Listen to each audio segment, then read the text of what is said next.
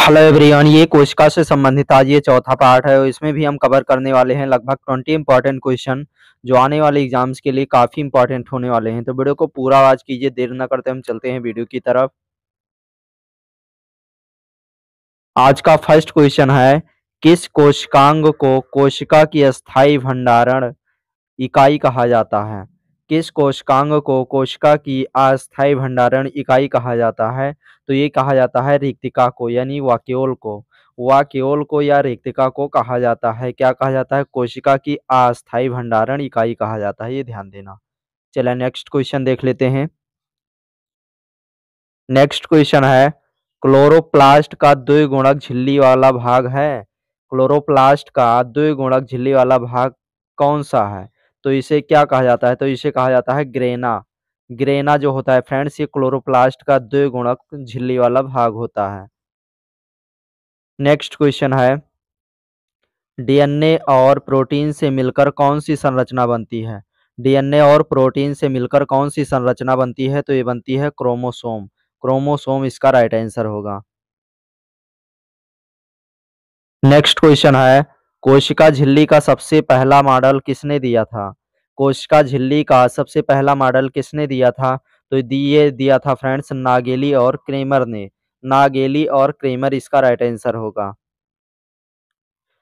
Next है, पादप कोशिकाओं में टर्गर दाब किस कारण उत्पन्न होता है?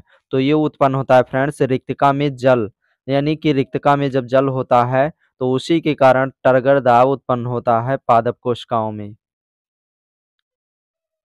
नेक्स्ट क्वेश्चन है, राइबोसोम किसके बने होते हैं? राइबोसोम किसके बने होते हैं? तो ये बने होते हैं आरएनए और प्रोटीन से मिलकर बने होते हैं राइबोसोम।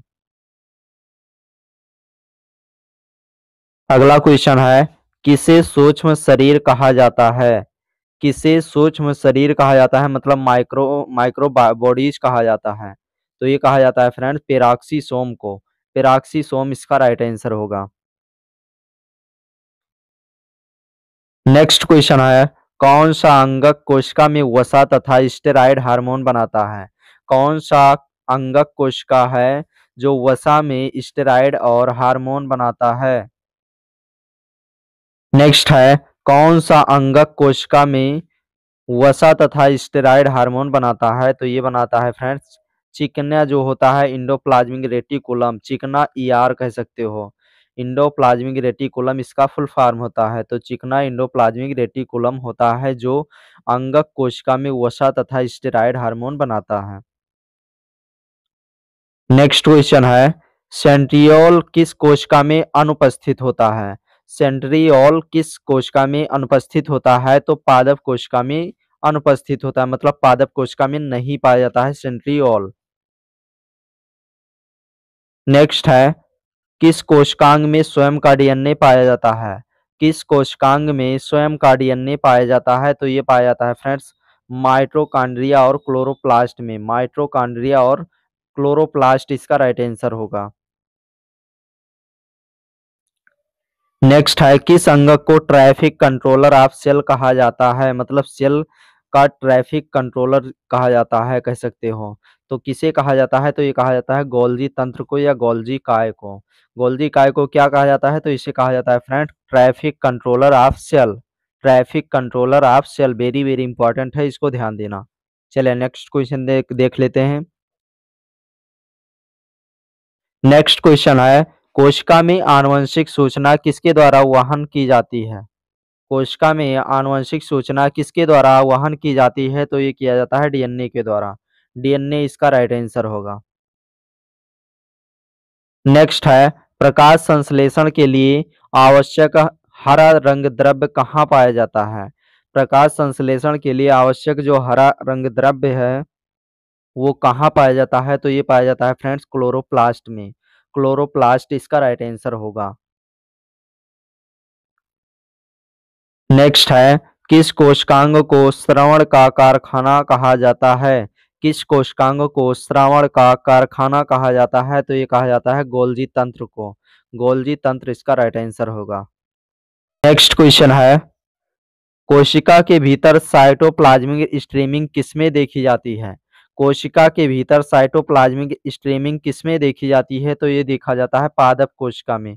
पादप कोशिका इसका राइट आंसर होगा। नेक्स्ट है, किस वैज्ञानिक ने कोशिका का जीवद्रव्य यानी प्रोटोप्लाज्म शब्द दिया? किस वैज्ञानिक ने कोशिका का जीवद्रव्य यानी प्रोटोप्लाज्म शब्द दिया? तो ये दिया था फ्रेंड्स पुरकिंजे ने। पुरकिंजे इसका राइट आंसर होगा। नेक्स्ट है, पादप कोशिका में स्टार्च किसमें संग्रहित होता है? पादप कोशिका में स्टार्च किसमें संग्रहित होता है? तो ये संग्रहित होता है ल्यूकोप्लास्ट में। ल्यूकोप्लास्ट इसका राइट आंसर होगा। नेक्स्ट है, कौन सा कोशिकांग ब्रिक यानी किडनी की तरह अपशिष्ट पदार्थों को तोड़ता है? कौन सा कोशिकांग है जो ब्रिक यानी किडनी की तरह अपशिष्ट पदार्थों को तोड़ता है? तो ये तोड़ता है लाइसोसोम। लाइसोसोम इसका राइट आंसर होगा। नेक्स्ट है, आरएनए की खोज किसने की थी?